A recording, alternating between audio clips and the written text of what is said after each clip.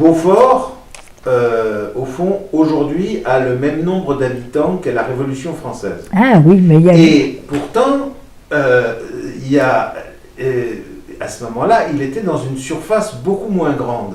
Mais... C'est parce que les familles prenaient beaucoup moins de place. Ah, on prenait beaucoup moins de place. On avait beaucoup moins des pièces grandes, on avait des, ou alors quelquefois il y avait des pièces grandes, mais il n'y en avait quand même pas beaucoup. Et dans les pièces grandes, ben, souvent les enfants couchaient tous là-dedans. Hein. C'était un dortoir. Ça c'est comme je disais tout à l'heure, les immigrés d'Italie. Les jeunes filles, ben, elles avaient à l'usine, on leur fournissait un dortoir et une cuisine. Et elles se débrouillaient avec ça. Et là, ces jeunes filles, ne pouvant pas travailler là-bas, ne pouvant pas travailler en Italie, sont venues dans les usines ici. Il y en avait aux usines Flachark, qui avaient aussi des dortoirs pour ces... C'est vous dire dans l'espace qu'on était... On était logés. Oui, on n'en avait pas beaucoup. Surtout que lorsqu'on descend aujourd'hui dans les Berthalais, on voit bien que les maisons, elles sont petites. Hein, oui.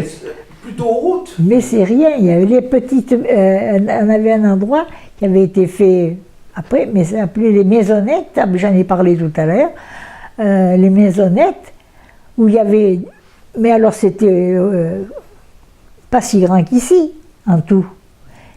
Eh bien, ces maisonnettes, il y avait des fois, j'ai vu jusqu'à 6 enfants là-dedans. Est-ce que vous avez le sentiment d'avoir eu une vie dure? Oui et non. Une vie dure, oui, mais une vie malheureuse, non. Une vie dure, oui, parce que c'était dur quand même. Même la campagne, c'était très dur. Mais souvent, il y a des jeunes qui disent « Mon Dieu, vous n'aviez pas ça, vous n'aviez pas ça, qu'est-ce que vous deviez être malheureux, qu'est-ce que vous deviez vous ennuyer ?» Eh bien, pas du tout. Moi, je n'ai pas de regrets de mon enfance ou de ma jeunesse. On trouvait à s'occuper. D'ailleurs, on avait assez à travailler, ça occupait.